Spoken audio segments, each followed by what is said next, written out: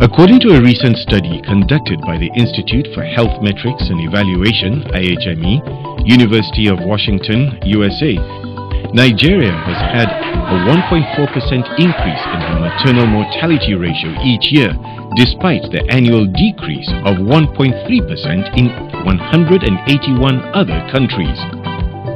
According to the study, for every woman who dies from maternal-related cases, 20 more will face serious or long-lasting medical problems. Some factors attributed to the high rate of infant and maternal mortality in the country include poverty, lack of access to qualitative and affordable healthcare services, ignorance, inadequate medical personnel, and the long distances one has to travel to access healthcare when need be. In Ogun State, pregnant women and children under 5 years of age are equally affected by the national health statistics. According to available statistics, in 2009, Ogun State recorded 245 maternal deaths per 100,000 deliveries and 21 deaths per 1,000 births. Thus, it is in recognition of the need to urgently curb this ugly trend, as well as the need to better the health of the people, that the Executive Governor of Ogun State, Senator Ibikunle Amosun, introduced measures to quickly address the condition of the health sector in the state. These include the renovation of primary health centers, the upgrading of services rendered by the medical personnel, and others. The measures were carried out in such a way that the 3 senatorial districts were touched simultaneously.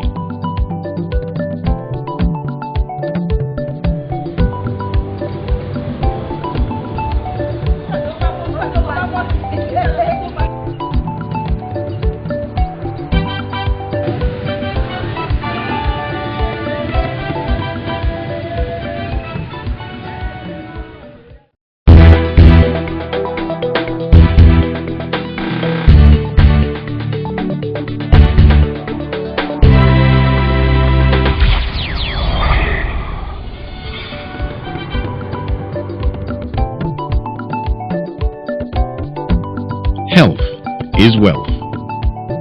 Prior to the coming of the present administration in Ogun State, for a larger part of the population in the Gateway State, accessing affordable and qualitative healthcare was beyond the reach of many. This may not have been unconnected with the many challenges confronting healthcare delivery. Some of the challenges then include inadequate funding, lack of basic healthcare facilities and equipment, as well as shortage of professional medical personnel. The story we have is one of a failure to invest in the healthcare over a few years, a rapid desertion by healthcare professionals, a complete loss of morale, and a slow decay of the infrastructure that they are supposed to use to deliver the healthcare. Upon assumption of office, Senator Ibikunle Amosun took urgent steps to address the deplorable state of the health sector. Efficient healthcare delivery is thus second on his 5-point agenda for Ogun State. While speaking during his first 100 days in office, His Excellency Senator Ibikunle Amosun observed that the existing facilities my administration met on the ground concerning the primary healthcare centers was one of disrepair and can therefore not support the healthcare program of this administration. He further stated, "We have begun the repair of 50 primary healthcare centers across the 20 local government areas. New equipment will also be provided in these centers."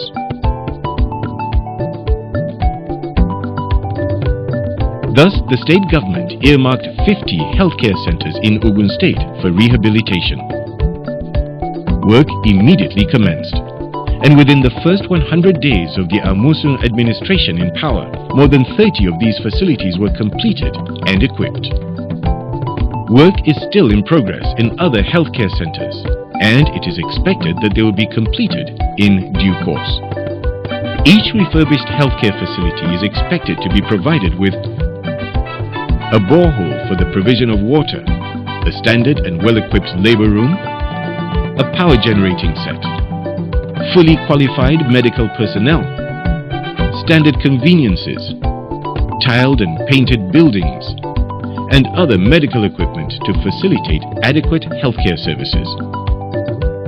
The revitalization of these primary health centers has now paved way for increased patronage and easy access, thereby making it possible for the people to visit any of the available primary healthcare centers of their choice to get their health needs adequately tended to. Apart from the various actions taken to accomplish the set objectives of refurbishing the healthcare system, the state government is already on the verge of implementing free healthcare programs, especially for the vulnerable groups.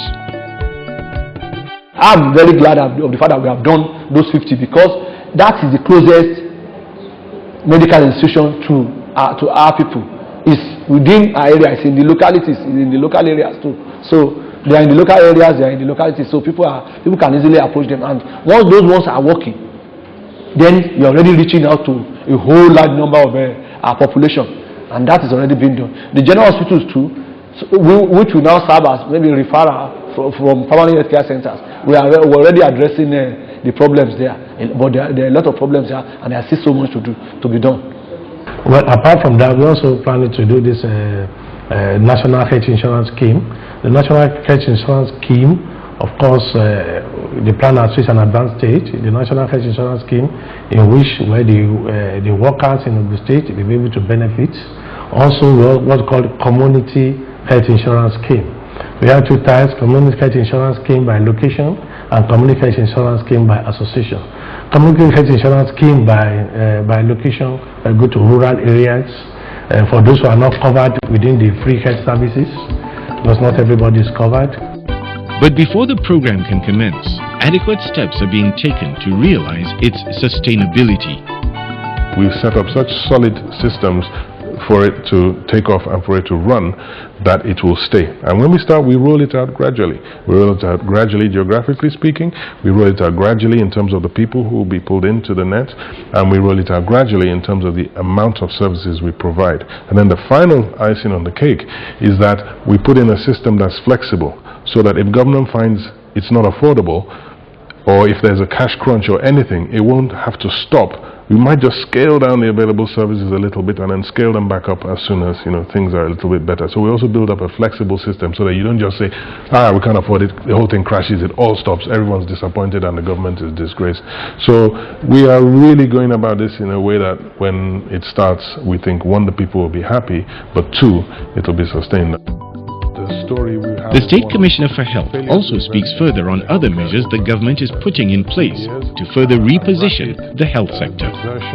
By healthcare professionals. We are not neglecting secondary healthcare and tertiary level healthcare. There is a program ongoing. What we've talked about in primary healthcare, that is really where government needs to spend its money. In secondary healthcare and tertiary healthcare, there are more opportunities for pulling in the private sector. So there's a whole separate program going on there where we're engaging the private sector to try and improve equipment levels and improve the training, ongoing professional development of the healthcare professionals. We've started talking with them. We've got very ambitious plans for getting all the hospitals to have at least the basics, scanning machine, x-ray machine, theater, operating theater equipment and machines, so that whatever hospital you go into is clean, well maintained, and has the basic equipment there. We are also encouraging, some international institutions to come and set up good hospitals in Ogun State. That is about, we are providing adequate security for our general hospitals. Then provide, government has also released money for the drug revolving program, so that those hospitals will have drugs and that can be given to people, can be even the one that you need to sell, you sell it at affordable prices, and the one that you need to give freely. That is also going on. But you see, our general hospitals, there is also focus on our general hospitals to make sure that, at least they have all the necessary equipment.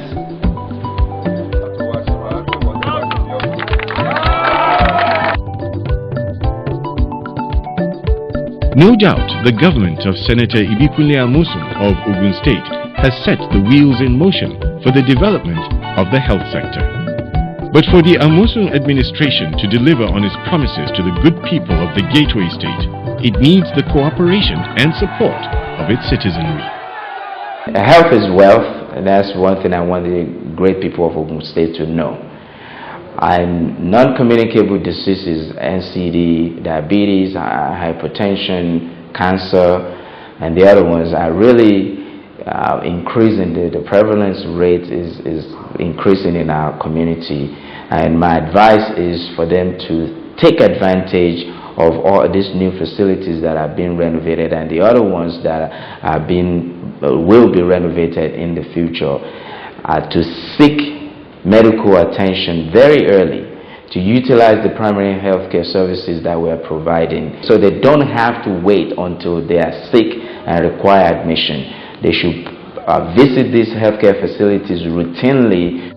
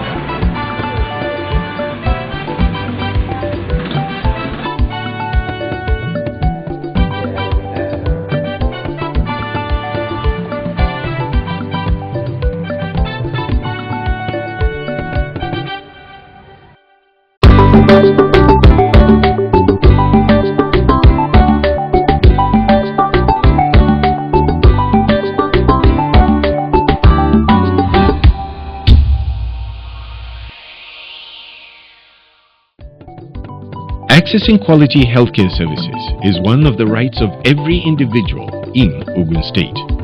For this to happen, some basic amenities have to be in place to facilitate this. The rehabilitation exercise embarked upon in some primary healthcare centers in Ogun State under the present administration of Senator Ibikunle Amosun on its part has brought a tremendous facelift to the health sector.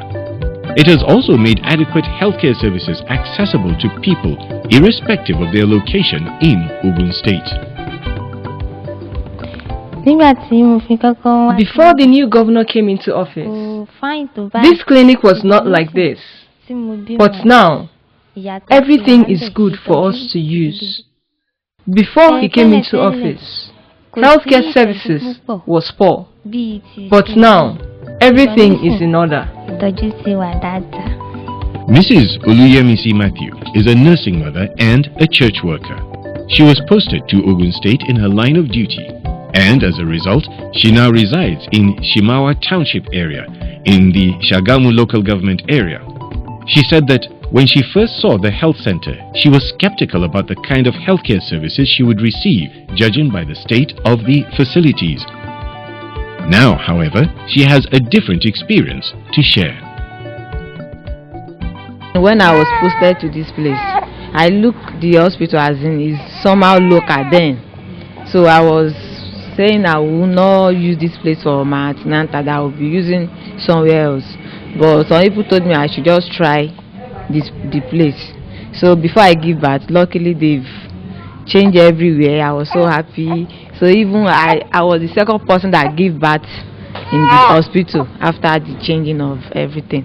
So I was so happy. The hospital, the toilet is so neat. The nurse, they took care of me, Mrs. Ojo, and one new nurse that was posted here. So everything is okay. Mrs. Matthew is not the only one that has a story to share.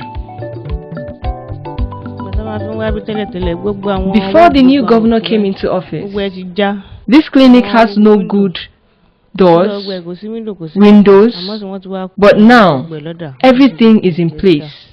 And we thank God for the new governor for remembering us. We thank him so much. I've not been using this place before it was renovated. But actually, as in, the services are very good. The health workers are friendly and nice. So the governor has done a very good job. Let's give that kudos to him. Before I resumed, there is not much patronage, especially in the maternity side, antenatal and delivery. But there is, since inception now and since there is innovation, there is increase in the antenatal care.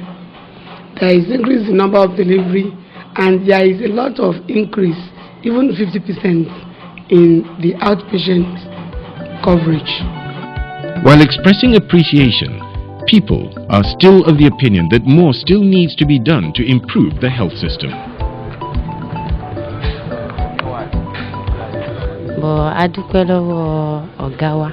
We thank our new governor for this help, but we still need more of hospital facilities like bed, gates, fence, toilets, and this land where the clinic is located is a waterlogged area. We need help on it. Government still needs to bring some staffs, the medical staffs, so that they are the relief. We are enjoying The administration of Senator Ibikunle Amosun is not resting on its oars. It is still in touch with the various daily health challenges faced by the people, and so will no doubt take these suggestions made by the people to heart. And so, the mission to rebuild Ogun State is in full motion. As the race is on, the Amosun-led administration is not leaving anything to chance to see that health, as well as all other needs of the entire people of Ogun State, are being addressed.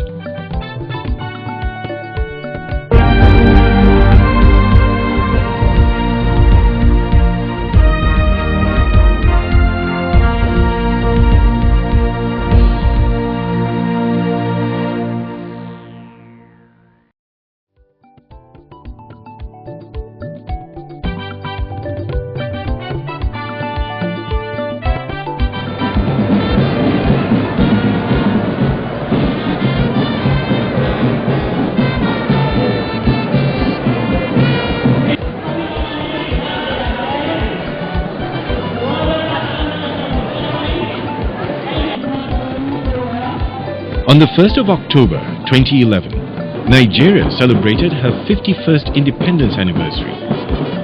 The journey so far indicates that amidst several challenges, Nigerians in the spirit of patriotism have cause to celebrate. In Ogun State, the occasion was commemorated at the Moshood Abiola Stadium, Abeokuta. Even the heavy downpour did nothing to stop the crowd that converged on the stadium. Dignitaries that graced the occasion include government officials, traditional leaders, military